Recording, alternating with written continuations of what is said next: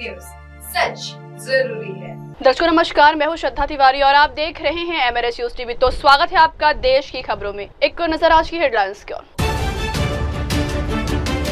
Monsoon सत्र की पूर्व संध्या पर मुख्यमंत्री देवेंद्र फडणवीस की प्रेस कॉन्फ्रेंस। साहिब सिंह वर्मा जी की पुण्यतिथि पर कपिल मिश्रा ने किया स्मरण। कांवड़ यात्रा नेम प्लेट विवाद पर कांग्रेस अध्यक्ष अजय राय का हमला। तो खबरें विस्तार से। मानसून सत्र की पूर्व संध्या पर सीएम देवेंद्र फडणवीस की प्रेस कॉन्फ्रेंस। महाराष्ट्र विधानसभा का मानसून सत्र आज से शुरू होने जा रहा है। इस सत्र में 12 विधेयक पेश किए जाएंगे। इससे पहले महाराष्ट्र के विद्यालयों में पहली से 5वीं कक्षा तक हिंदी भाषा की पढ़ाई शुरू करने के बढ़ते विरोध का सामना करते हुए राज्य मंत्रिमंडल ने रविवार को त्रिभाषा नीति के कार्यान्वयन पर 2 GR वापस लेने का फैसला किया।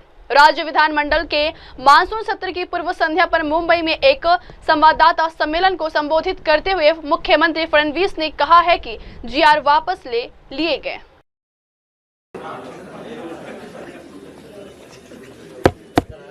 सर्वांचं या पत्रकार परिषदेमध्ये मी स्वागत करतो। महाराष्ट्र विधानमंडळाचं पावसाळी अधिवेशन उद्यापासून सुरू होणार आहे। महायुती सरकारचं हे 4थं अधिवेशन आहे। हे विशेष अधिवेशन पकडून सध्या राज्यभर सर्वीकडे पाऊस पडतो आहे। बहुतांश ठिकाणी समाधानकारक पाऊस आहे। काही ठिकाणी अतिवृष्टी आहे। काही तालुक्यांमध्ये अजूनही थोडी पावसाची कमतरता आहे, पण बहुतांश ठिकाणी पाऊस चांगल्या प्रकारे पडलेला आहे। पेरण्या देखील अतिशय चांगल्या प्रमाणात होत आहेत आणि बियाणं खतं वगैरे उपलब्ध असावीत याकरता राज्याची यंत्रणा कामी लागलेली आहे। विशेषतः खतांच्या संदर्भात काही जिल्ह्यातनं तक्रारी आल्या, त्या तक्रारी ऍड्रेस करण्याचं काम देखील चाललेलं आहे। आजच्या या अधिवेशनाच्या पूर्वसंध्येला आम्ही विरोधी पक्षाला चहापानाकरता बोलवलं होतं, परंतु नेहमीच्याच पद्धतीनं विरोधी पक्षाने चहापानावर बहिष्कार टाकला आहे आणि हा बहिष्कार टाकत असताना त्यांनी एक भलं मोठं पत्र आम्हाला दिलेलं आहे। पत्र मोठं असलं तरी मजकूर मोठा नाही आहे। मागच्या पत्रातले जे मुद्दे आहेत तेच मोठा फॉन्ट त्या ठिकाणी टाकून त्यांनी दिलेले आहेत। 1-2 नवीन विषय फक्त त्याच्यामध्ये मांडलेले आहेत, पण मराठीचा विषय अत्यंत महत्वाचा असल्यामुळे मी त्यांच्या निदर्शनास आणून देतो की त्यांच्या पत्रामध्ये व्याकरणाच्या 24 चुका आहेत। पण काही हरकत नाही, बॉम्बे स्कॉटिश वगैरेमध्ये शिकल्यानंतर अशी परिस्थिती येते। आणि आज पत्रकार परिषदेला भास्कर जाधव काही दिसले नाहीत। मागच्या वेळी भास्कररावांची सही होती, आज ती सही पण पत्रावर दिसत नाही। तसं आजच्या सह्या बघितल्या तर 5-3-2 आहेत, म्हणजे उबाटाच्या 5 आहेत, अजून काँग्रेसच्या 3 आहेत आणि शरद पवार साहेबांच्या गटाच्या 2 सह्या आपल्याला पाहायला मिळत आहेत। आज वडेट्टीवार पत्रकार परिषदेत असं म्हणाले की आमच्या कामांना स्थगिती मिळाली। वडेट्टीवारांना अजूनही उद्धव ठाकरेच मुख्यमंत्री आहेत असं वाटत आहे, त्यामुळे ते स्थगितीच्या संदर्भात बोलले। पण त्याहीपेक्षा आज जितेंद्र आव्हाडांनी बोफोर्सची आठवण काढली। म्हणजे बोफोर्सचा घोटाळा झाला होता हे जितेंद्र आव्हाडांना मान्य असल्यामुळे त्यांनी आज बोफोर्स सारखे घोटाळे चालले आहेत अशा प्रकारे घरचा आहेर हा त्या ठिकाणी दिलेला आहे। आणि मला असं वाटतं की खरं तर कोणतीही कल्पकता, कुठलेही नवीन विषय, कुठलीही लोकाभिमुखता या ठिकाणी आपल्याला पाहायला मिळाली नाही. खरं तर आज आपण सगळे लोक या ठिकाणी जो हिंदीचा विषय आहे, आमच्याकरता तो मराठीचा विषय आहे. कारण राज्यामध्ये आम्ही मराठी अनिवार्य केली आहे, हिंदी ऑप्शनल केली आहे. कुठलीही भारतीय भाषा शिकता येईल अशा प्रकारचा निर्णय आम्ही घेतलेला आहे. पण तरी देखील झोपलेल्याला उठवता येतं, झोपेचं सोंग घेतलेला उठवता येत नाही. आणि म्हणून याचा थोडासा प्रवास हा आपल्या सगळ्यांना समजला पाहिजे असं मला वाटतं. खरं म्हणजे राष्ट्रीय शैक्षणिक धोरण सर्वात आधी कर्नाटकने लागू केलं, मग मध्य प्रदेशने, मग तेलंगणाने आणि मग उत्तर प्रदेशने. 21 सप्टेंबर 2020 रोजी महाराष्ट्राचे तत्कालीन मुख्यमंत्री उद्धव ठाकरेजी यांनी हे शैक्षणिक धोरण कशा प्रकारे लागू करायचं याकरता एक तज्ज्ञ समिती नियुक्त केली होती. 16 ऑक्टोबरला त्याचा GR 16 ऑक्टोबर 2020 रोजी उद्धवजींच्याच नेतृत्वाखाली हा GR निघाला आणि अतिशय नामवंत अशा प्रकारचे शास्त्रज्ञ, अभ्यासक डॉक्टर रघुनाथ माशेलकर साहेबांच्या अध्यक्षतेखाली 18 लोकांची कमिटी तयार करण्यात आली. या 18 लोकांमध्ये कोण कोण होते?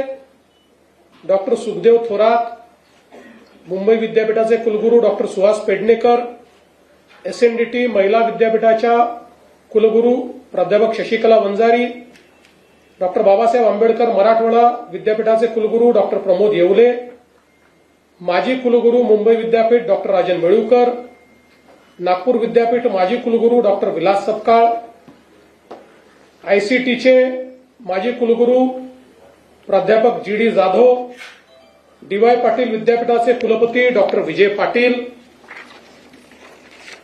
आंतरराष्ट्रीय सल्लागार नितीन पुजार, तंत्रशिक्षण संचालक डॉक्टर अभय वाघ आणि हैदराबाद सिंध नॅशनल कॉलेजिएट विद्यापीठ मुंबईचे कुलाधिकारी निरंजन हिरानंदानी, शासकीय अभियांत्रिकी महाविद्यालय पुणेचे संचालक भारत आहुजा, मराठवाडा वाणिज्य विद्यालय पुणेचे प्राचार्य देविदास गोल्हर, मुंबई विद्यापीठाचे सिनेट सदस्य मिलिंद साटम, पार्ले टिळक व्यवस्थापन महाविद्यालयाचे शिक्षण तज्ज्ञ डॉक्टर अजित जोशी, शिक्षा विद्या प्रबोधिनी हा महत्वाचा आहे, शिक्षा विद्या प्रबोधिनीचे संस्थापक विश्वस्त विजय कदम जे शिवसेनेचे उपनेते आहेत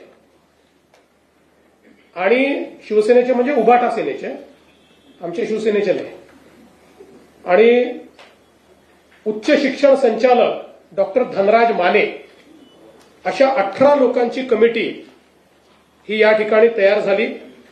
आता हे सगळेच मराठी लोक आहेत, नामवंत लोक आहेत, शिक्षण क्षेत्र समजणारे लोक आहेत. अशा लोकांची एक अतिशय चांगली समिती उद्धवजींनी तयार केली. 14 सप्टेंबर 2021ला या समितीने उद्धव ठाकरे साहेबांना 101 पानाचा अहवाल सादर केला. त्याचं जे DGIPRचं ट्विट आहे तेही माझ्याकडे आहे, हे आपण सगळे बघू शकता. तो अहवाल स्वीकारताना उद्धवजी दिसतायत, बरेच लोक दिसतायत, माननीय संपादकही उपस्थित होते पण फोटोत दिसत नाही आहेत. आणि हा ट्विट त्या ठिकाणी करण्यात आलेला आहे.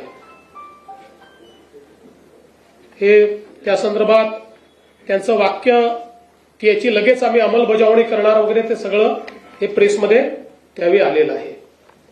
आणि मग आपण जर बघितलं तर 15 सप्टेंबर 2021 च्या या बातम्या वगैरे आहेत, मी आता त्याच्यामध्ये जात नाही. आता या अहवालात काय म्हटलेलं आहे, या सर्व तज्ज्ञांनी काय म्हटलेलं आहे, तर या अहवालाच्या 8व्या प्रकरणामध्ये भाषेचा विषय आलेला आहे. पृष्ठ क्रमांक 56.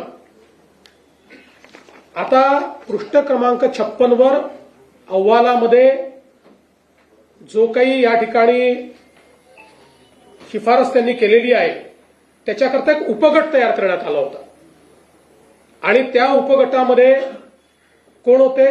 भाषेच्या उपगटामध्ये डॉक्टर सुखदेव थोरात, नागनाथ कोतापल्ले, अजून काही सदस्य होते, पण यात भाषेच्या या उपगटामध्ये महत्वाचे सदस्य होते विजय कदम, उबाठाचे उपनेते विजय कदम हे या उपगटाचे नेते होते किंवा यातले प्रमुख होते. आणि यांनी काय शिफारस केली आहे?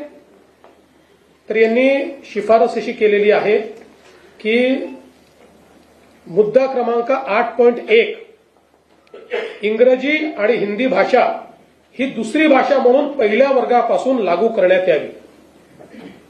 1ली ते 12वी असे 12 वर्ष विद्यार्थी इंग्रजी शिकतील तर त्याला इंग्रजी भाषेची जाण येईल आणि आवश्यक पुस्तके वाचता येतील.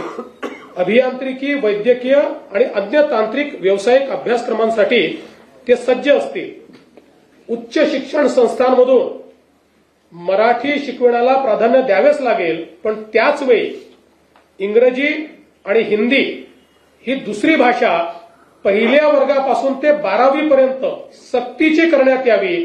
आवश्यकता भासत असेल तर महाविद्यालयीन शिक्षणाच्या 3 किंवा 4 चौथ्या वर्षाच्या पदवी अभ्यासक्रमामध्येही हिंदी सक्तीची करावी. आता कोणी म्हटलंय? उद्धवजींनी तयार केलेल्या समितीमध्ये ज्यात उबाठा सेनेचे उपनेते हे सदस्य आहेत त्यांनी केलेली ही शिफारस आहे. खरं म्हणजे ते रिकमेंडेशन आता इंग्रजीमध्येही आहे, ते पुन्हा मी वाचून दाखवत नाही. आता आपण जर बघितलं तर 14 सप्टेंबर 2021 रोजी हा अहवाल सादर झाल्यानंतर तो मंत्रिमंडळापुढे आला आणि 7 जानेवारी 2022ला त्याचं इतिवृत्त कायम झालंय. आपल्याला पाहिजे असेल तर त्या इतिवृत्ताची कॉपी देखील मी दाखवतो. हे सही आपण ओळखतो उद्धवजींची म्हणून मी तुम्हाला दाखवतो ती.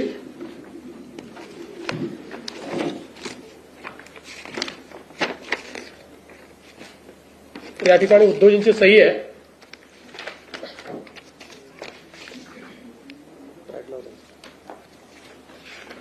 ठीक आहे. मुख्यमंत्री उद्धव ठाकरेंची सही आहे कॅबिनेट निर्णयावर. मिनिट्सवर म्हणजे कन्फर्म झालेली आहेत मिनिट्स की त्यांची उद्धवजींची सही याच्यावर आहे. त्यामुळे याच्यामध्ये कुठेही हा अहवाल स्वीकारताना त्रिभाषा सूत्र बाजूला ठेवा, हे आम्हाला मान्य नाही, याच्यावर निर्णय केलेला नाही, असं काहीच म्हटलेलं नाही. उलट जी अकॅडमिक बँक ऑफ क्रेडिट जो एक महत्वाचा कळीचा विषय याच्यामध्ये आहे की तिसरी भाषा का बरं, तर तिसऱ्या भाषेमुळे अकॅडमिक बँक ऑफ क्रेडिटमध्ये मार्क मिळतील आणि पुढच्या ऍडमिशन करता ते मार्क कामी येतील. त्या अकॅडमिक बँक ऑफ क्रेडिटलाही मान्यता याच कॅबिनेटच्या निर्णयातनं देण्यात आलेली आहे. आणि म्हणून आपण जर बघितलं तर या ठिकाणी माशेलकर समितीचा अहवाल आणि त्यावरचे निर्णय हे याकरता सांगतो. काही लोक म्हणतात आम्ही निर्णय घेतला नाही, आम्ही नुसता अहवाल स्वीकारला नाही. या ठिकाणी मंत्रिमंडळाच्या बैठकीमध्ये हा विषय घेऊन त्याला मान्यता दिली आणि मग त्याच्यावर कमिटी काय तयार केली, याच्या इम्प्लिमेंटेशन करता नियम बनवायची कमिटी आहे. अहवाल स्वीकारलेला आहे, फक्त आता आणि मग ती जी कमिटी झाली त्याच कमिटीने काम करत करत करत आमचे जीआर निघालेले आहेत. हे जे जीआर आमच्या काळात निघाले आहेत हे तेच काम करत करत करत ते आमच्या काळामध्ये अशा प्रकारचे सगळे जीआर निघालेले आहेत. आणि म्हणून मला असं वाटतं की या संदर्भात आपण जर बघितलं असेल तर 16 एप्रिलला 2025ला आम्ही पहिला GR काढला आणि त्या GR मध्ये आपण असं म्हटलं की मराठी ही सक्तीची आहे, दुसरी भाषा आपण इंग्रजी म्हटली, तिसरी भाषा आपण हिंदी म्हटली. त्यावर अनेकांनी प्रश्नचिन्ह उपस्थित केल्यानंतर आपण 17 जूनला हा GR बदलला आणि यामध्ये सांगितलं की कुठलीही भारतीय भाषा तिसरी भाषा म्हणून शिकता येईल. आणि त्याही GR मध्ये आपण सांगितलं मराठी सक्तीची भाषा कुठली, मराठी, आणि तिसरी भाषा म्हणून कोणतीही भारतीय भाषा शिकता येईल अशा प्रकारचा स्पष्टपणे GR काढला. आणि याच्यामध्ये आपण जर विचार केला तर ही तिसरी भाषा पहिलीपासून नाही आहे, त्याचं लेखन वाचन हे तिसरीपासून आहे आणि 2 वर्ष पहिले नुसती बोली आहे, म्हणजे त्यांच्याशी संवाद करायचा आहे. त्यामुळे हा जो काही अहवाल या ठिकाणी मांडण्यात आला होता त्यानुसारच खरं म्हणजे आमच्या सरकारने निर्णय घेतला नव्हे तर सक्तीची केलेली हिंदी याच्यामध्ये ऑप्शन देण्याचं काम आमच्या सरकारने केलं की कुठलीही भारतीय भाषा. आणि मला या निमित्ताने खरं म्हणजे भारतरत्न डॉक्टर बाबासाहेब आंबेडकर यांनी जे भाषण केलेलं आहे त्यातले हे का महत्वाचं आहे तर काय मत होतं भारतरत्न डॉक्टर बाबासाहेब आंबेडकरांचं, one language can unite people, 2 languages are sure to divide, this is an inexplorable law, culture is conserved by the language, since Indian wish to unite and develop a common culture, it is the bounding duty of all Indians to own up Hindi as their language. An Indian who does not accept this proposal as a part and parcel of linguistic state has no right to be Indian. He may be 100% Maharashtrian, Tamilian or Gujarati. पुढे त्यांनी असं म्हटलेलं आहे की आपली मातृभाषा ही शिकलीच पाहिजे पण त्यासोबत हिंदी देखील शिकली पाहिजे. हे भारतरत्न डॉक्टर बाबासाहेब आंबेडकरांचं दिलेलं भाषण आहे. तथापि आज ज्या प्रकारे नेहमीच्या पद्धतीनं आपणच निर्णय घ्यायचे, बरं या मंत्रिमंडळामध्ये त्यावेळेची संपूर्ण शिवसेना होती, उद्धवजी त्याचे प्रमुख होते, शरद पवार साहेबांची पार्टी पूर्णपणे त्या ठिकाणी होती आणि काँग्रेस पार्टी पण होती. या सगळ्यांनी मिळून याला मान्यता दिली, आम्हीच नव्हतो. पण ठीक आहे, आमचा काही त्याला विरोध नाही आहे, पण सगळ्यांनी, कारण माशेलकर साहेबांसारखे, सुखदेव थोरात साहेबांसारखे अभ्यासक ज्यावेळेस एखादा रिपोर्ट देत आहेत आणि तो जर स्वीकारला होता तर चूक काय आहे. पण नेहमीच्या पद्धतीनं सत्तेत असलं की वेगळं बोलायचं, सत्तेतनं बाहेर आलं की वेगळं बोलायचं, सत्तेत असलं की रिफायनरीला विरोध करायचा, सत्तेच्या बाहेर असलं की रिफायनरीला विरोध करायचा, पुन्हा सत्तेत आलं की पत्र पाठवायचं केंद्र सरकारला आमच्याकडे रिफायनरी करा. ही जी पद्धत आहे याच्यामध्ये केवळ विरोधाला विरोध अशा प्रकारची पद्धती दिसते आहे. त्यामुळे खरं तर पहिला प्रश्न म्हणजे या सगळ्या प्रक्रियेत राज ठाकरे नव्हते, कारण त्यांचा मंत्रिमंडळातही नव्हता, अपोजिशनलाही कोणी नव्हता. मला तर असं वाटतं की पहिला प्रश्न राज ठाकरेंनी उद्धव ठाकरेंना विचारला पाहिजे की तुम्हीच जर याला मान्यता दिली तर आता कुठल्या तोंडानं आंदोलन करायला निघालात. हा प्रश्न विचारला पाहिजे. पण आम्ही ही भूमिका ज्या दिवशी दुसरा GR काढला त्या दिवशी आम्ही भूमिका मांडली की आम्ही सक्तीची करणार आहे. आम्हाला अशा प्रकारचे जे विषय आहे हे विषय सर्वानुमते करून घ्यायचे आहे. आणि म्हणून आम्ही त्या दिवशी सांगितलं की दादा भुसे सगळ्यांची चर्चा करतील, आमचे मंत्री महोदय सगळ्यांचं म्हणणं ऐकून घेतील आणि सगळ्यांसमोर वस्तुस्थिती देखील ठेवतील. कारण अकॅडमिक बँक ऑफ क्रेडिटमध्ये तिसरी भाषा शिकली नाही तर आमच्या मराठी मुलांना तिथे मार्क मिळणार नाही. पण इतर मीडियमचे जे लोक आहेत, इंग्रजी मीडियमचा जो आहे त्याला त्या ठिकाणी मराठी ही कंपल्सरीच आहे, अनिवार्य आहे. गुजराती मीडियम वाल्याला त्या ठिकाणी मराठी आणि इंग्रजी ही अनिवार्यच आहे.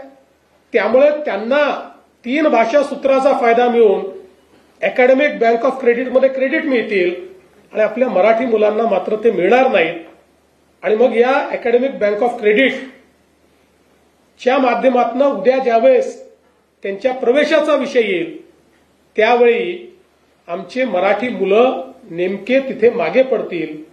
आणि म्हणून या ही सगळी वस्तुस्थिती सगळ्या नेत्यांसमोर मांडावी, अभ्यासकांसमोर मांडावी. काही नवीन नेते देखील तयार झालेले आहेत, त्यांच्या समोर ती मांडावी आणि त्यानंतर एक सांगोपांग अशा प्रकारचा निर्णय घ्यावा. या दृष्टीनं आम्ही दादा भुसेंना सांगितलं. दादा भुसेंनी काही लोकांशी संपर्क देखील सुरू केलाय.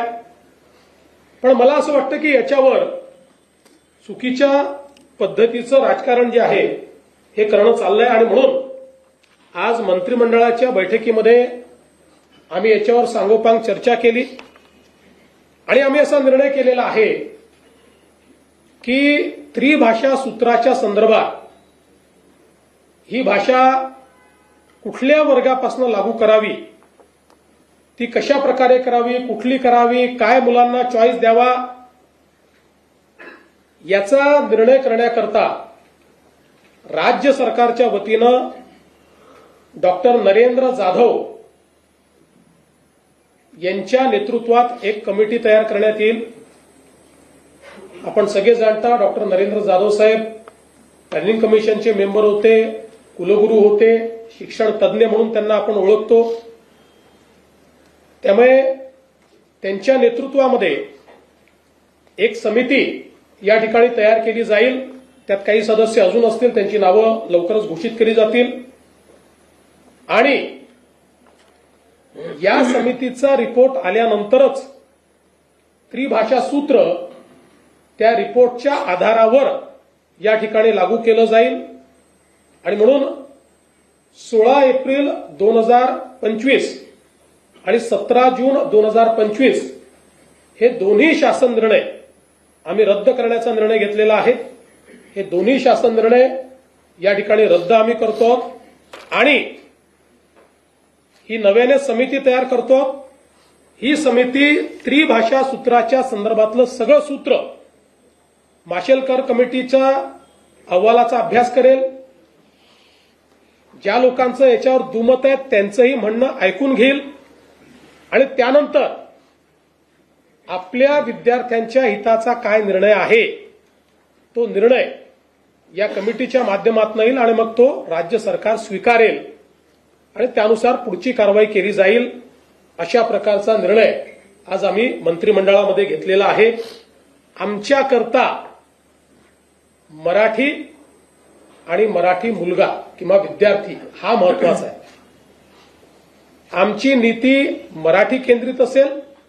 आमची नीती ही मराठी, आमचा जो विद्यार्थी आहे त्या विद्यार्थी केंद्रित अशा प्रकारची आमची नीती असेल. याच्यामध्ये आम्हाला कुठल्याही प्रकारचं राजकारण जे आहे ते राजकारण करायचं नाही आहे. खरं म्हणजे उद्यापासून जे काही अधिवेशन सुरू होणार आहे या अधिवेशनामध्ये एकूण 12 विधेयके आम्ही प्रस्तावित केलेली आहेत आणि संयुक्त समितीकडे पाठवलेलं एक जे जनसुरक्षेचं विधेयक आहे ते आता कमिटीने त्याचा रिपोर्ट दिलेला आहे आणि अतिशय सांगोपांग चर्चा करून एकमताने तो रिपोर्ट आलेला आहे. त्याच्यामुळे त्या रिपोर्टवर आता आधारित चर्चा होऊन हे विधेयक देखील या अधिवेशनासमोर असेल. त्यामुळे एकूण जुनं एक प्रलंबित विधेयक, एक संयुक्त समितीचं विधेयक आणि 12 प्रस्तावित विधेयके या सभागृहापुढे येतील. 6 अध्यादेश हे सभागृहाच्या पटलावर ठेवले जातील आणि एकूणच हे जे अधिवेशन आहे, आमच्याकडे प्रचंड बहुमत असताना देखील आम्ही अधिवेशनातनं पळ काढणारे नाही. पूर्ण 3 आठवड्याचं अधिवेशन आम्ही घेतलेलं आहे. आमची अपेक्षा आहे की विरोधी पक्षाने या अधिवेशनामध्ये चर्चा करावी आणि त्यांच्या प्रत्येक प्रश्नाला उत्तर द्यायला आम्ही तयार आहोत. राज्याला विकासाकडे नेण्याकरता आमची महायुती उत्तम काम करते आहे आणि त्या दृष्टीनं या अधिवेशनात आमची पुढची ध्येय धोरणं देखील आम्ही त्या ठिकाणी आपल्यापर्यंत, आपल्यामार्फत जनतेपर्यंत पोहोचवू. धन्यवाद. शिंदे.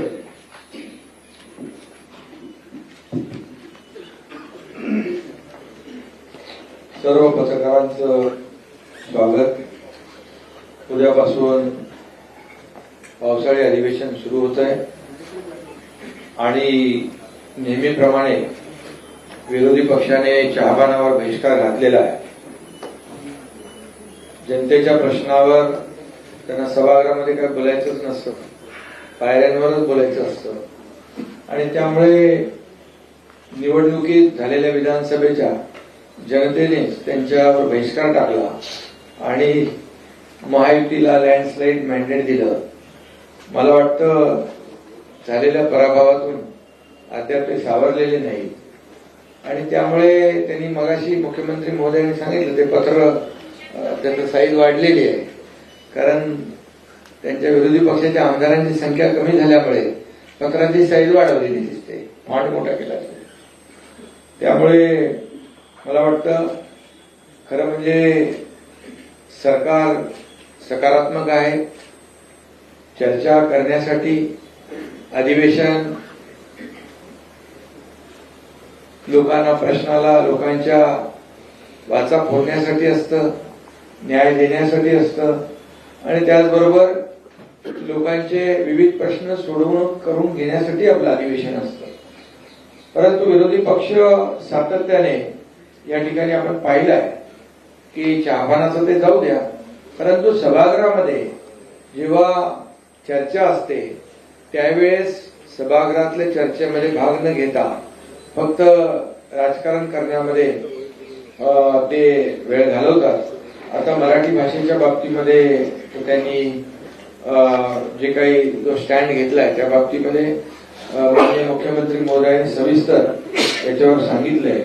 याच्यात मी एवढंच म्हणेन की त्यांनीच तो अहवाल स्वीकारला माननीय डॉक्टर माशेलकरांचा, त्याच्यामधल्या सगळ्या कमिटी मेंबर जे सदस्य होते त्यांची नावं मुख्यमंत्री महोदयांनी सांगितली आपल्याकडे.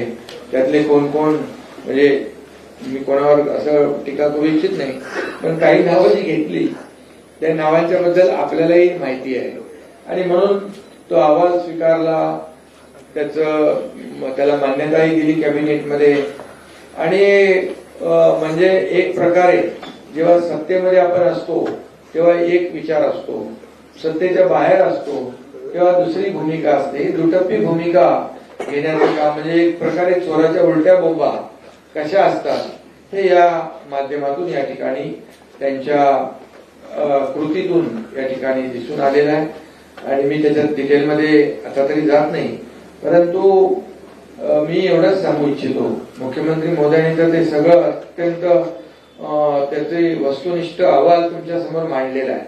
त्यामुळे पत्रकारांना देखील आमची विनंती अशी आहे की फक्त तुम्ही जी वस्तुस्थिती आणि वस्तुनिष्ठ अहवाल किंबहुना जे अगोदरच्या मुख्यमंत्र्यांनी घेतलेला निर्णय तो काय होता याला देखील जेव्हा आम्ही सांगतो तेव्हा त्यालाही तुम्ही प्राधान्य दिलं पाहिजे. कारण त्यावेळेस या तिन्ही भाषा अनिवार्य होत्या आणि त्यावेळेस या मुलांवर कुठलाही ताण पडणार नव्हता असं त्यांचं मत होतं. परंतु आता आम्ही तर मराठी सक्तीची केली आहे. मराठी आणि हिंदी सक्तीची नाही, ती भूमिका आमची स्पष्टपणे मांडलेली आहे. आणि जेव्हा अनिवार्य शब्द होतात तेव्हा पण आपण अनिवार्य शब्द काढून टाकला.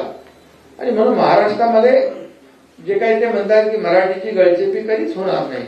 मराठी ही आपली मातृभाषा आहे आणि महाराष्ट्रामध्ये मायबोली मराठी आणि मराठी भाषा हे तर आपण सगळ्या शाळांमध्ये सगळ्या माध्यमांमध्ये मराठी भाषा ही अनिवार्य केली. हे आपल्या सरकारचं काम आहे. मराठी भाषेला अभिजात भाषेचा दर्जा देण्याचं काम आपण केलं. अनेक आता ते मी बाकी याच्यामध्ये जात नाही. आपण मराठी भाषेसाठी अखिल भारतीय मराठी साहित्य संमेलन असतं, पण विश्वातल्या मराठी लोकांना देखील आपल्या राज्यामध्ये आणून अखिल विश्व मराठी साहित्य संमेलन देखील घेतलं. त्यामुळे मराठी बाबतीमध्ये आता जे कुठल्या कुठल्या शाळेत शिकतात त्यांनी आता मगाशी मुख्यमंत्री महोदय बोलले, त्यामुळे मी त्याच्यावर बोलत नाही. फक्त एवढंच आहे की तेव्हा ताण नव्हता. आता अंमलबजावणी करताना कुठला ताण त्यांच्यावर आला याचं देखील विश्लेषण होईलच. परंतु आमची भूमिका स्पष्ट आहे. मराठीला प्राधान्य, मराठी सक्तीची, हिंदी सक्तीची नाही. आणि हे आता जे मुख्यमंत्री महोदयांनी सांगितले, दोन्ही जे रद्द आम्ही केले, आता जो काही निर्णय आहे तो स्थगित केलाय. आणि हे जे आता आपले जाधव डॉक्टर नरेंद्र जाधव यांची समिती जी आहे त्याच्यात आणखी आता अगोदरच्या समितीमध्ये काही नावं आहेत ती तुम्ही त्याच्यावर मी बोलू इच्छित नाही. परंतु मुलांच्या हिताचा निर्णय, विद्यार्थ्यांच्या हिताचा निर्णय या ठिकाणी घेण्यात यावा अशा प्रकारचा आपली सरकारची भूमिका आहे. आणि आपला विद्यार्थी कुठेही मागे पडू नये हीच भूमिका प्रामाणिकपणे आहे. आणि त्यामुळे आम्ही कुठला इगो ठेवलेला नाही. ते जेव्हा सुरुवातीला अनिवार्य होतं तेव्हा चर्चा झाली, अनिवार्य शब्द ताबडतोब आपण काढून टाकला. आणि त्यामुळे कुठल्याही या शैक्षणिक क्षेत्रामध्ये सरकारला कुठलीही आडमुठेपणाची भूमिका सरकार घेणार नाही, घेतली नाही. आणि अहंकार तर आमच्याकडे बिलकुल नाही. इगो आम्ही कुठलाही निर्णय रेटून नेणार नाही. आता त्या अहंकाराच्या भाषेमध्ये मी काही जात नाही, ते तुम्हाला माहित आहे. आणि त्यामुळे या बाबतीमध्ये मुख्यमंत्री महोदयांनी घेतलेला निर्णय जो आहे आमची त्यांची चर्चाही झाली, आता कॅबिनेटमध्येही चर्चा झाली. आणि लोकभावना जी आहे, जनभावनेचा आदर करणारे आम्ही लोक आहोत. हे सर्वसामान्य माणसाचं सरकार आम्ही नेहमी म्हणतो आणि म्हणून जनभावना त्याचा आदर करणं हे आमचं काम आहे. पूर्वी आमचं महायुतीचं सरकार यायच्या पूर्वी काय काय जनभावना, काय काय आदर केले, सन्मान केले आणि काय काय भूमिका स्वतःच्या पुढे रेटण्याचं काम केलं, त्यामुळे राज्याला किती मागे नेण्याचं काम केलं हे तुम्ही सगळ्यांनी पाहिलेलं आहे. त्यामध्ये मी जात नाही. पण जो निर्णय आज मुख्यमंत्री महोदयांनी घेतलाय तो महाराष्ट्राच्या आणि विद्यार्थ्यांच्या, मराठीच्या आणि सर्वच विद्यार्थ्यांच्या हिताचा निर्णय आहे. आणि मला वाटतं याच्यातून चांगला आउटपुट मिळेल. आणि यामध्ये शेवटी मुलं जे आहेत आपल्या देशाचं भवितव्य आहे आणि त्यामुळे त्यांना जास्तीत जास्त फायदा झाला पाहिजे त्यांच्या शैक्षणिक आयुष्यामध्ये. हीच भूमिका सरकारची आहे, आमची कुठलीही दुसरी भूमिका नाही. आणि मराठीची गळचेपी तर म्हणजे जे आता मगाशी म्हणालो मी चोराच्या उलट्या बोंबा, ते याच्यासाठीच की त्याचे अनेक उदाहरण आहेत. पण मी आज ते देऊ इच्छित नाही. मी वेगळेपणाने ती सांगेन सभागृहामध्ये देऊ. त्याचबरोबर त्यांनी आणखी काही काही प्रश्न विचारले. त्यांच्या ह्याच्यामध्ये भ्रष्टाचाराचा विषय त्यांनी घेतलेला आहे. तर भ्रष्टाचार झाला म्हणून त्याच्यावर आमच्यावर आरोप केले. पण मी एवढंच सांगेन की 2.5 वर्षात झालेला भ्रष्टाचार तर त्याच्या चौकशा सुरू आहेत. त्यामध्ये खिचडी घोटाळा असेल, बॉडी बॅग घोटाळा असेल, आता तर तो कुठला नवीन एक घोटाळा आलाय, मिठी नदीचा घोटाळा आलाय, त्याचंही चौकशी सुरू आहे. आणि त्याच्यामध्ये कोण दिनू काहीतरी दिनू मोरिया, दिनू आता त्याची चौकशी सुरू आहे. त्यांनी तोंड उघडल्यावर किती लोकांना मोर्या होईल माहित नाही. त्यामुळे बघा, आम्ही कुठल्याही सूड भावनेने काम कुठलं करतोय का? बिलकुल नाही. तर जे झालेलं आहे, ज्या घटना घडलेल्या आहेत, जो भ्रष्टाचार झालेला आहे रस्त्यांमध्ये वगैरे, तो समोर त्यांनीच आणला ना. आम्ही एकदा रस्ते, जेव्हा मी मुख्यमंत्री होता, आम्ही दोघांनीच तो निर्णय घेतला ना आपण आयुक्तांना बोलवून, की का बाबा दरवेळी पावसाळ्यामध्ये खड्ड्यातून प्रवास करावा लागतो, अपघात होतात, बळी जातात, का कॉन्क्रीटचे रस्ते करत नाही. मग आम्ही निर्णय घेतला 2 फेजमध्ये. आता फेजमध्ये निर्णय घेतल्यानंतर दरवर्षी जे खड्डे भरण्याचं, काळ्याचं डांबराचं पांढऱ्याचं काळं करण्याचा रस्ता बंद झाला. त्यामुळे ऑडिट सुरू झालं, हे झालं. मग ते बिलो अभाव आम्हाला तर काय माहीतच नाही बाबा ते, परंतु त्यांच्यामध्ये ते एक्सपर्ट आहेत आणि त्यामुळे ह्या सगळ्या ह्याच्यातून जी काही चौकशी आहे आणि ते जे काही सत्य आहे ते सत्य बाहेर येईल. त्यानंतर त्यांनी बाकी याच्यामध्ये आणखी बरेचसे काही काही आरोप केलेले आहेत. पीक विमा वगैरे त्याच्यामध्ये मी काही जात नाहीये. पीक विमा योजना जी आहे ते उलट शेतकऱ्यांच्या म्हणजे कंपन्यांना फायदा होऊ नये, शेतकऱ्यांना फायदा व्हावा म्हणून आपण ती योजना जी आहे ती योजनेचं स्वरूप बदललंय. त्याच्यामध्ये पण त्यांनी काही हे घेतलेलं आहे. पूर्वी ते म्हणाले सौर विजेच्या बिलाबद्दल पण त्यांनी आरोप केलेले आहे. पण मी मुख्यमंत्री महोदयांना धन्यवाद देईन की आतापर्यंतच्या इतिहासामध्ये विजेचं बिल कमी झालेलं कधी आपण पाहिलं नाही. पण आमच्या महायुतीच्या सरकारमध्ये देखील आपण किती 7.5 HP पर्यंत कृषी पंपाला मोफत केलं. ते आजही मोफत आहे आणि आता देखील 10% पर्यंत आपलं बिल कमी होत आहे सर्वसामान्य लोकांचं आणि ते टप्प्याटप्प्याने आणखी कमी होईल. म्हणजे इतिहासामध्ये पहिल्यांदा विजेचं बिल कमी करण्याचा, कमी होण्याचा प्रकार आणि निर्णय पहिल्यांदा झाला. यापूर्वीच्या मला आठवत आहे काँग्रेसच्या सरकारने निवडणुकीच्या आधी म्हणाले वीज बिल माफ करू, पण जसे सरकारमध्ये आल्यानंतर वीज बिल गेली, म्हणाले प्रिंटिंग मिस्टेक झालं. आम्ही प्रिंटिंग मिस्टेक म्हणणारे नाही. ज्या आम्ही योजना जाहीर केलेल्या आहेत, ज्या योजना आम्ही घोषित केलेल्या आहेत, लाडकी बहीण योजना असू द्या नाही तर आणखी ज्या योजना आहेत त्या टप्प्याटप्प्याने सगळ्या पूर्ण. तेव्हा मला वाटतं मुख्यमंत्री सुशील कुमार शिंदे होते. तर आठवण करून दिली मी. त्यामुळे आम्ही प्रिंटिंग मिस्टेक म्हणणारे नाही आणि निवडणुकीमध्ये आश्वासन द्यायची असतात, पाळायची कुठे असतात असं म्हणणारेही नाही. त्यामुळे तो एक विषय मी या ठिकाणी सांगू इच्छितो. बोगस बियाणे वगैरे ते काय त्याच्यावर कारवाई आम्ही करतोच आहे आणि त्यामध्ये आजच आम्ही शेतकऱ्यांसाठी कृषी संजीवनी प्रकल्प नानाजी देशमुख किती 6,000 कोटीला आपण मान्यता आजच दिली. टप्पा 2 शेतकऱ्यांसाठी महायुती सरकारने गेल्या 3 वर्षामध्ये जवळपास 45,000 कोटी रुपये च्या योजना आपण शेतकऱ्यांसाठी केल्या. 15-16,000 कोटी रुपये आपण अतिवृष्टी, अवकाळी आणि गारपिटीच्या नुकसान भरपाई पोटी दिले. त्यामुळे शेतकऱ्यांना काय दिलं, शेतकरी सन्मान योजना आपण केली. प्रधानमंत्री महोदय 6,000 केंद्राचे आणि आपले पण 6,000 असे 12,000 रुपये शेतकऱ्यांना देखील वर्षाकाठी या ठिकाणी देण्याचा निर्णय देखील आपल्या सरकारने घेतलेला आहे. आणि त्यामुळे मला वाटतं त्यांच्या या कुठल्याही आरोपाला काही हे नाहीये, म्हणजे काय बेस नाहीये. त्यामुळे आम्ही जे काही निर्णय घेतोय ते निर्णय या महाराष्ट्रातल्या जनतेच्या हिताचे घेतोय. आमची 2.5 वर्षाची पहिली इनिंग होती तेव्हा जे आम्ही टेक ऑफ घेतलं होतं तो वेग अद्याप अजूनही तसाच ठेवलाय, वाढवलाय. मुख्यमंत्री महोदयांनी 100 दिवसाचा कृती आराखडा सुरू केला. त्या कृती आराखड्यामध्ये सगळ्या बऱ्याचशा कलेक्टर, जिल्हाधिकारी, महापालिका आयुक्त, सीओ यांनी चांगलं काम केलं. याचं कारण एवढंच की सर्वसामान्य माणसाला न्याय मिळाला पाहिजे. सर्वसामान्य माणसाला त्याच्या तालुक्यात, जिल्ह्यात न्याय मिळाला पाहिजे. तो मंत्रालयापर्यंत येता कामा नये. त्यानंतर 150 दिवसाचा आता कार्यक्रम आपण कृती आराखडा जाहीर केलाय. कालच आपलं मास राईडचं लोकार्पण झालं नागपूरमध्ये.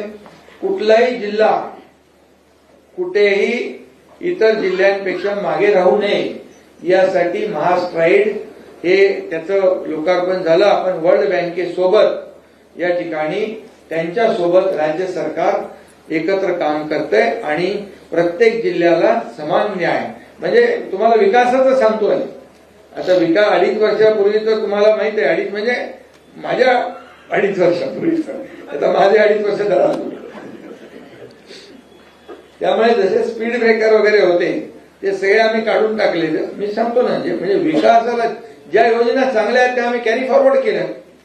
परंतु 2014ला देवेंद्रजी मुख्यमंत्री होते तेव्हा शेतकऱ्यांच्या जलयुक्त शिवार योजना कोणी बंद केल्या? मराठवाडा वॉटर ग्रीड कोणी पासनात मांडलं? ते मुख्यमंत्री आम्ही झाल्यानंतर पुन्हा आमच्या टीमने सुरू केलं. त्यामुळे सांगण्याचं तात्पर्य आहे विकास याला चालना देणं. बाकी तर तुम्हाला माहित आहे बाकी मी अटल सेतू, कोस्टल रोड, समृद्धी हायवे याच्यात जातच नाही मी. ही तर कामं समोर आहेत तुमच्या. म्हणून तर आम्हाला आणि लोकाभिमुख कल्याणकारी योजना म्हणून तर लोकांनी लँडस्लाईड मॅन्डेट दिलं महाराष्ट्रातल्या. त्यांनी दुसरं म्हटलंय की इथं बरं ते स्टार्टअप बिटअप मध्ये काय मी जात नाही. खूप म्हणजे महाराष्ट्र जीडीपी नंबर 1 आहे, एफडीआय मध्ये नंबर 1 आहे, स्टार्टअप मध्ये नंबर 1 आहे, विकासामध्ये पुढे आहे. आता 20 लाख कोटी झाले आपल्या दोघांचे मिळून 20 लाख कोटी एमओयू हाऊस मध्ये झाले. कधी झाले होते?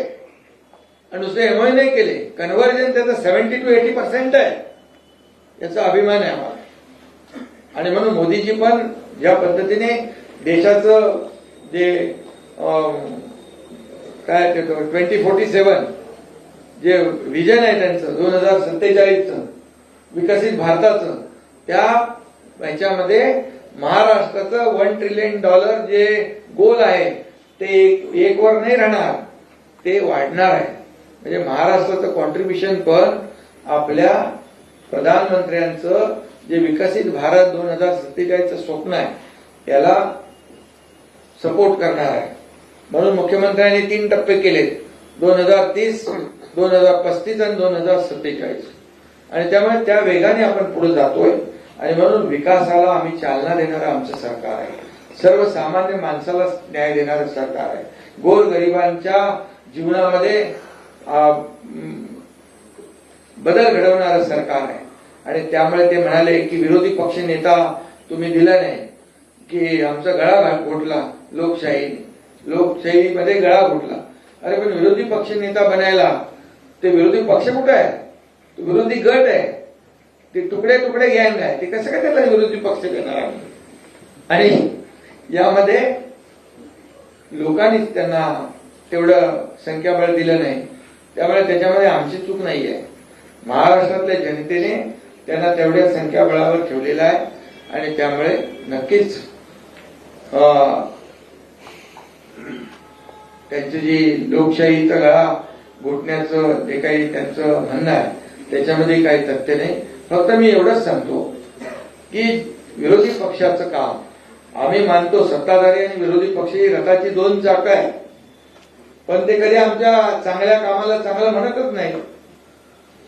त्यामुळे सातत्याने टीका करणं, आरोप करणं एवढंच त्यांना माहित आहे. पण आमची इच्छा आहे जसं मुख्यमंत्री म्हणाले की सभागृहामध्ये प्रत्येक विषयावर चर्चा करण्याची आमची तयारी आहे. सभागृहामध्ये तुम्ही प्रश्न मांडा, या महाराष्ट्राच्या हिताचे प्रश्न मांडा. सरकारने चांगलं काम केलं तर चांगलं म्हणा, वाईट काम केलं तर तुम्ही सूचना करा. आम्ही सगळ्याला तयार आहोत. आणि त्यामुळे बाकी आता सभागृहामध्ये आम्ही बोलू. सभागृहामध्ये बाकी विषय त्याला प्रश्नांना उत्तर देऊ. अजितदादा एवढ्या मोठ्या संख्येने पत्रकार परिषदेला उपस्थित असणाऱ्या सर्व पत्रकार बंधू भगिनींचं मी मनापासून स्वागत करतो.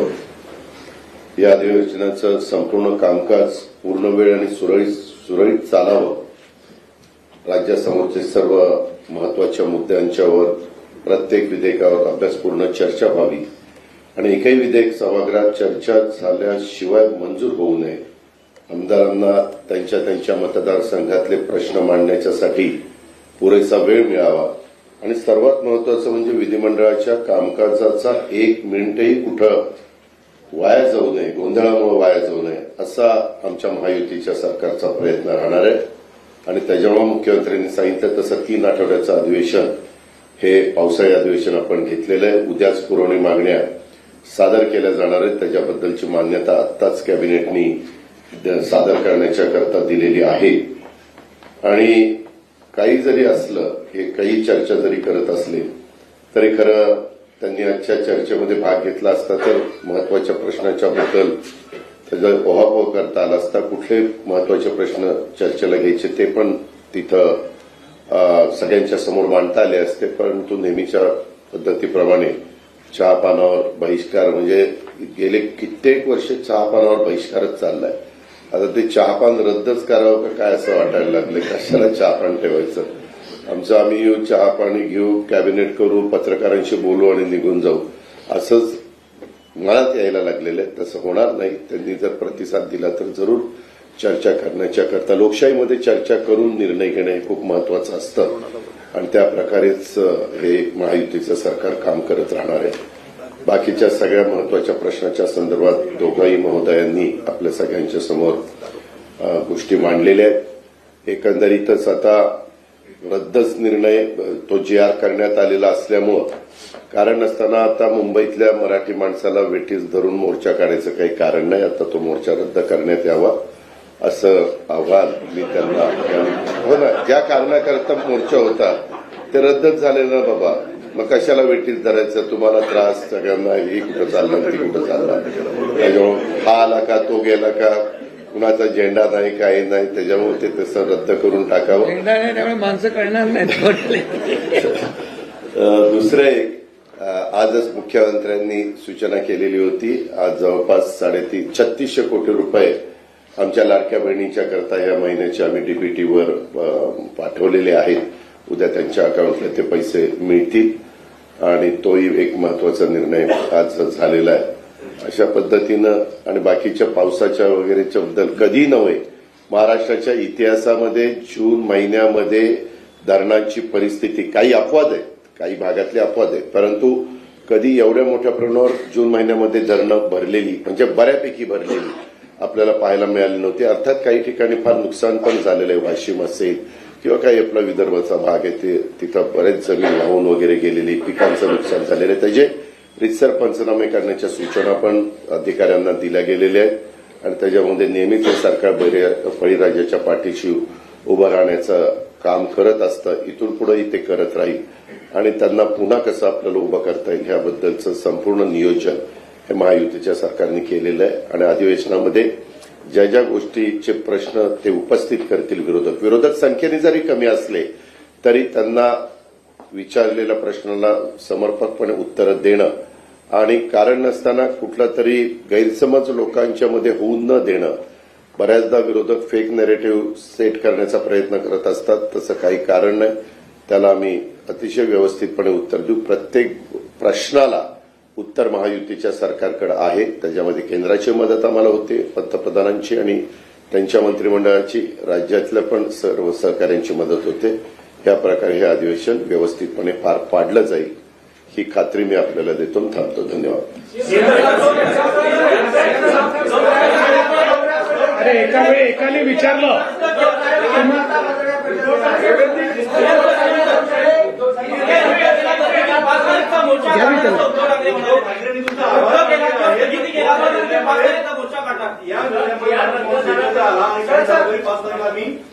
काढावा त्यांनी, म्हणजे फक्त राजकारणच आहे. आलं याच्यातनं स्पष्टच झालं ना की फक्त राजकारणाकरताच त्यांनी हा निर्णय केला होता. विद्यार्थ्यांची आता तर ते एक्सपोज झाले आहे पूर्णपणे, त्यांनीच घेतलेला निर्णय आहे. मला त्या निमित्तानं मराठी माणसांना सांगायचंय, महाराष्ट्रातल्या जनतेला सांगायचंय, हा निर्णय रद्द झालेला आहे. कुणी मोर्चाला प्रतिसाद देऊ नये. धन्यवाद.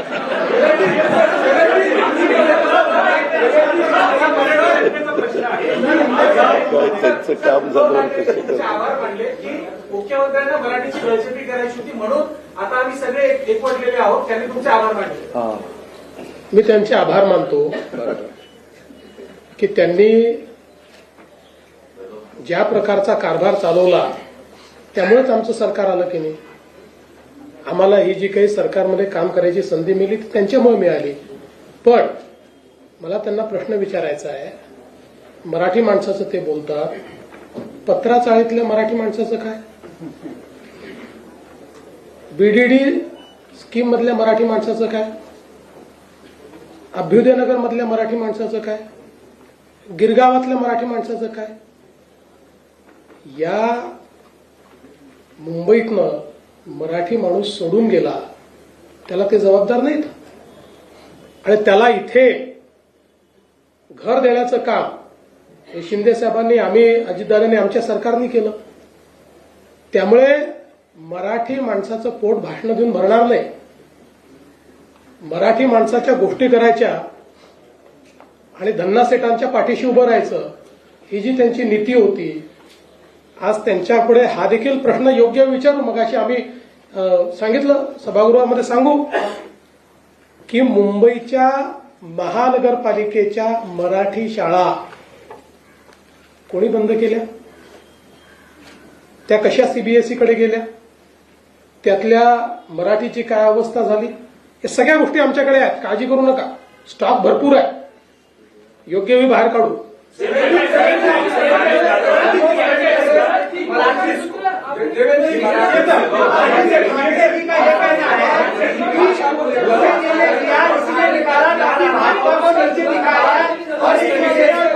देखिए, ये जो 3 भाषा का सूत्र है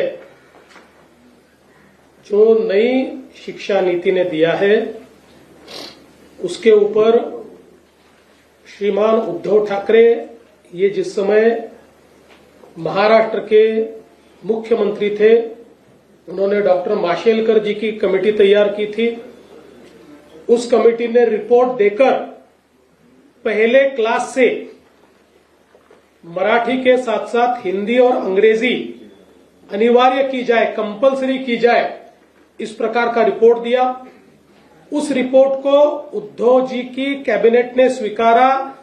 कैबिनेट के निर्णय के मिनट्स ऑफ द मीटिंग पर श्रीमान उद्धव ठाकरे जी, इनकी सिग्नेचर है और अब उस पर वो राजनीति कर रहे हैं.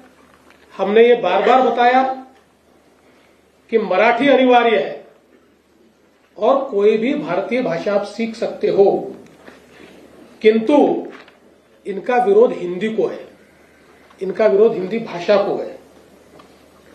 भारतीय भाषा को विरोध है और अंग्रेजी के लिए रेड कारपेट है.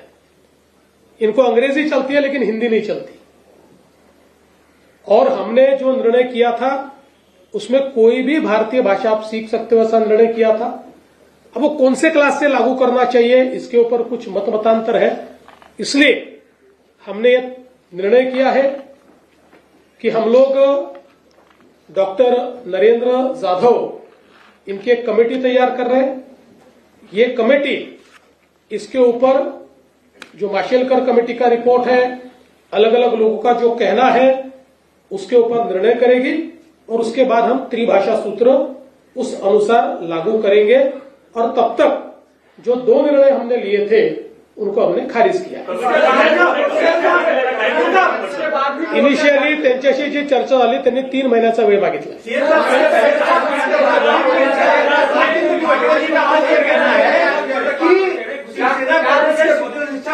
उन्होंने जीआर इसलिए निकाला ताकि भाजपा को नीचा दिखाया जाए और ये शिवसेना और भाजपा के अंतरकला की वजह से हुआ है. किसने बोला ये? अजीत ठाकरे ने अजीत की तारा में आज दोपहर को प्रेस कॉन्फ्रेंस अजीत ठाकरे नहीं, उनका तो मैंने वीडियो देखा. उन्होंने तो कहा हिंदी सीखनी चाहिए और उन्होंने कहा कि हिंदू हृदय सम्राट शिवसेना प्रमुख बाला साहब ठाकरे जी ने उनको कहा था हिंदी सीखने के लिए. सर, उसके बाद भी जिस तरीके से मोर्चा निकालने उद्धव ठाकरे के मोर्चे को लेकर माझ्या शुभेच्छा आहेत, त्यांनी एकत्र राहावं. उद्धव ठाकरे मोर्चा निकालने के लिए अभी भी तैयार है और कहना है कि मराठी भाषा के मुद्दे पर. देखिए, इससे ही ध्यान में आ गया कि उनको केवल राजनीति करनी है.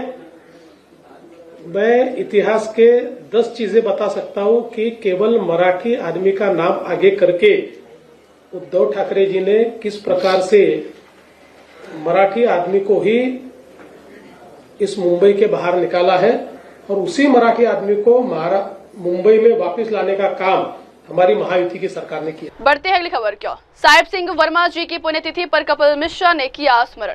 दिल्ली के पूर्व मुख्यमंत्री साहिब सिंह वर्मा जी की पुण्यतिथि के अवसर पर उन्हें श्रद्धांजलि देते हुए दिल्ली सरकार के मंत्री कपिल मिश्रा ने कहा है कि वर्मा जी की सादगी, प्रशासनिक कुशलता और जनता से सीधे संवाद की परंपरा आज भी दिल्ली वासियों के दिलों में जिंदा है। आज साहिब सिंह वर्मा जी की पुण्यतिथि है और पूरी दिल्ली आज भी उन्हें, उनके प्रशासन, उनकी सादगी और सीधेपन के लिए याद करती है। उन्होंने जो नींव रखी थी, मुख्यमंत्री रेखा गुप्ता के नेतृत्व में हमारी सरकार उसी नींव पर काम कर रही है। साहिब सिंह वर्मा जी की पुण्यतिथि है और पूरी दिल्ली उन्हें आज भी याद करती है, उनके प्रशासन के लिए, उनकी सहजता के लिए, उनकी सरलता के लिए, और जो उनकी रखी हुई नींव थी उसी में आज की हमारी सरकार मुख्यमंत्री रेखा गुप्ता जी के नेतृत्व में उसी नींव पर निर्माण का कार्य कर रही है। ऐसे बिरले ही नेता होते हैं, बिरले ही व्यक्ति होते हैं, उनका जो व्यक्तित्व है, आज ये जो हजारों हजार लोग हम आज भी उनके जाने के इतने वर्षों बाद भी देख रहे हैं, ये बताता है कि उनका क्या व्यक्तित्व था और समाज का उनसे कितना प्रेम था।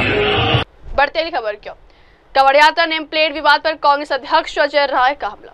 यूपी में कांवड़ यात्रा को लेकर नेम प्लेट विवाद पर सियासत गर्म है। इस मुद्दे पर यूपी कांग्रेस अध्यक्ष अजय राय ने योगी सरकार पर सीधा हमला बोला है।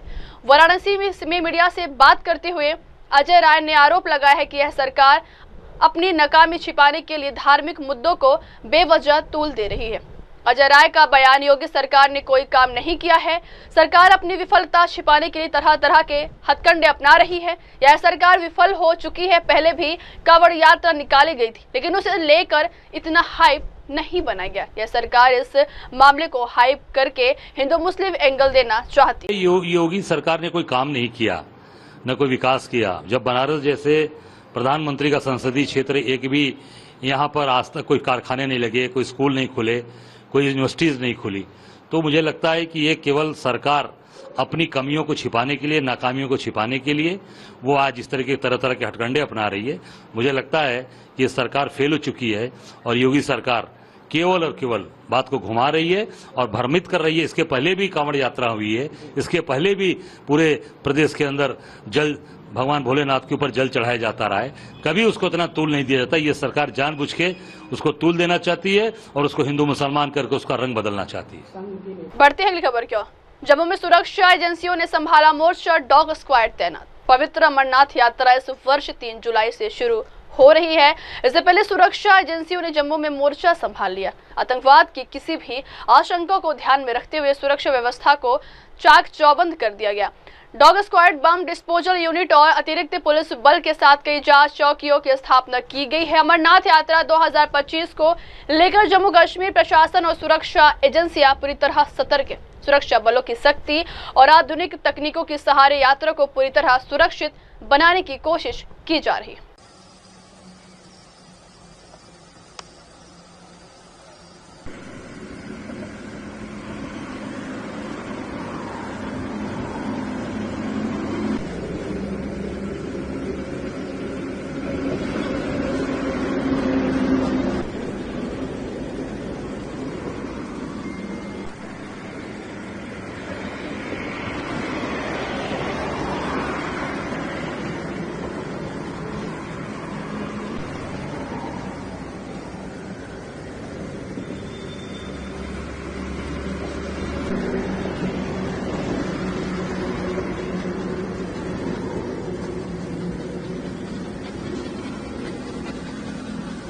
आगे बढ़ेगी।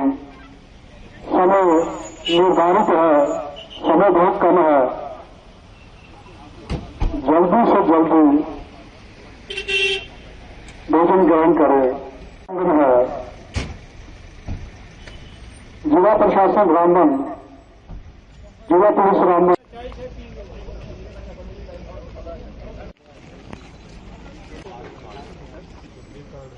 वहाँ पे डिस्प्ले होता था, वहाँ जैसे जाएंगे लोग।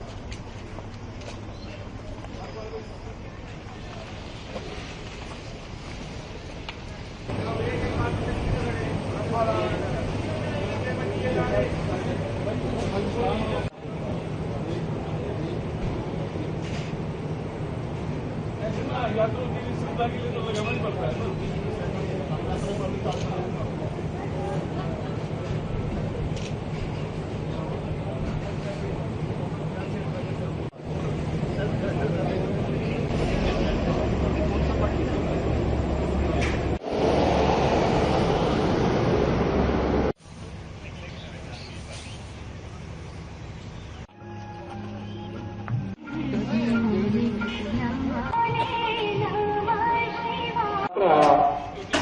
बढ़ती अगली खबर की ओर। कोविड-19 देश भर में कोरोना संक्रमण के 29 नए मामले। देश में कोरोना के नए मामलों में तो गिरावट आ रही है, लेकिन कई राज्यों में अभी भी रोजाना कोरोना से लोग संक्रमित हो रहे हैं। स्वास्थ्य मंत्रालय द्वारा जारी कोविड-19 बुलेटिन के अनुसार पिछले 24 घंटे में 29 नए कोरोना के मरीज सामने आए हैं। इसमें सर्वाधिक सिक्किम से 12 कोरोना के मामले रिपोर्ट किए गए हैं। इसके अलावा कोरोना संक्रमण से इज़ाल के दौरान 3 लोगों की मौत हो गई है। स्वास्थ्य मंत्रालय ने जारी कोरोना रिपोर्ट के मुताबिक बीते रोज 252 लोग कोरोना से ठीक हुए। वर्तमान में एक्टिव मामलों की संख्या 2086 है। बढ़ती अगली खबर क्या? हिमाचल प्रदेश में भारी बारिश का कहर। हिमाचल प्रदेश में मानसून सक्रिय हो चुका है और लगातार बारिश से जनजीवन प्रभावित हो रहा है। कुल्लू मौसम विभाग ने अगले 24 से 48 घंटों के लिए येलो अलर्ट जारी किया है, जिससे लोगों को सतर्क रहने की सलाह दी गई है।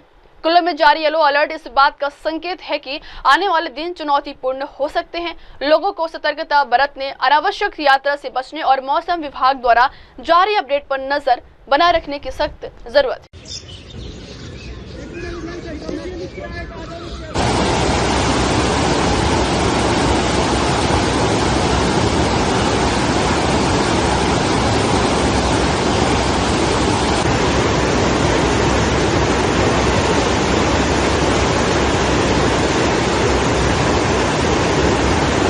बढ़ती अगली खबर क्या? मोदी की गलती से भारत ने गंवाए एयरक्राफ्ट। ऑपरेशन सिंदूर के दौरान भारतीय वायुसेना को कथित तौर पर हुए एयरक्राफ्ट के नुकसान वाले मुद्दे ने एक बार फिर तूल पकड़ लिया है। इस बार इस मुद्दे की चिंगारी को हवा तब मिली जब इंडोनेशिया में भारतीय रक्षा अताशे कैप्टन शिव कुमार का बयान सामने आया, जिसमें उन्होंने कहा है कि भारत ने कुछ एयरक्राफ्ट राजनीतिक बाध्यताओं के चलते खोए। कैप्टन शिव कुमार ने अपने एक बयान में कहा है कि मैं इस बात से सहमत नहीं हूं कि भारत ने इतने सारे विमान खो दिए, लेकिन मैं इस बात से सहमत हूं कि हमने कुछ विमान खो दिए हैं और ऐसा केवल राजनीतिक नेतृत्व द्वारा उनके सैन्य प्रतिष्ठान या उनके एयर डिफेंस पर हमला न करने के लिए लगाए गए बाध्यताओं के कारण हुआ। कैप्टन के इस बयान के सामने आने के बाद कांग्रेस ने एक बार फिर इस मुद्दे पर केंद्र सरकार को घेरना अब शुरू कर दिया। बढ़ती अगली खबर क्या? धीरेन्द्र शास्त्री को लेकर अखिलेश का विवादित बयान। टावा में कथावाचक के साथ हुई मारपीट और अभद्रता का मामला थमता हुआ नजर नहीं आ रहा है। सपा मुखिया अखिलेश यादव ने कथावाचकों का समर्थन किया था। वहीं अब उन्होंने बागेश्वर धाम सरकार के महंत और कथावाचक पंडित धीरेन्द्र कृष्ण शास्त्री को लेकर एक विवादित बयान दिया। इटावा दादरपुर गांव में कथित तौर पर जाति बदलकर श्रीमद् भागवत कथा सुनाने वाले कथावाचक संत कुमार यादव और मुकुटमणि यादव के साथ अभद्रता की घटना सामने आई है। लोगों ने कथावाचकों की चुटिया काट दी, उनके साथ मारपीट की और कथित तौर पर उनके ऊपर मानव मूत्र भी छिड़का। इतना ही नहीं, उनका हारमोनियम भी तोड़ दिया गया। इस घटना का वीडियो सामने आने के बाद समाजवादी पार्टी के राष्ट्रीय अध्यक्ष अखिलेश यादव कथावाचकों के समर्थन में। कई कथावाचक हैं जो 50 लाख रुपए लेते हैं। कोई किसी की हैसियत है कि धीरेन्द्र शास्त्री को बुला ले अपने घर कथा के लिए? कोई अंडर टेबल लेगा वो बाबा पैसे? आप पता करवा लीजिए, अंडर टेबल नहीं लेते हैं वो धीरेन्द्र शास्त्री। क्या कथा बाजने की पता कितनी कीमत होगी उनकी? फ्री थोड़े नहीं। बढ़ते हैं अगली खबर क्यों? पहाड़ी राज्यों में बारिश का कहर। अगले 7 दिन इन प्रदेशों में भी बरसेंगे बादल। देश के 1-2 राज्यों छोड़कर बाकी पूरे हिस्से में मानसून पहुंच चुका है। पूर्वोत्तर के राज्यों में बारिश ने तबाही मचा रखी है। उत्तराखंड के उत्तरकाशी जिले की बड़कोट तहसील की सिलाई बैंड क्षेत्र में भारी बारिश और बादल फटने की घटना सामने आई है। शनिवार को दिल्ली के मौसम ने एक बार फिर से करवट बदली और तेज हवाओं के साथ बारिश देखने को मिली। वहीं पहाड़ी राज्यों में बारिश का कहर जारी है। उत्तराखंड से बादल फटने की घटना सामने आई तो वहीं हिमाचल प्रदेश के शिमला में बारिश के बाद मौसम खुशनुमा हो गया है। वहीं आईएमडी ने आंधी तूफान और बिजली गिरने का अनुमान लगाया है। अगले 7 दिनों के दौरान गोवा, मध्य महाराष्ट्र, गुजरात में अलग अलग जगहों पर भारी से बहुत भारी बारिश हो सकती है।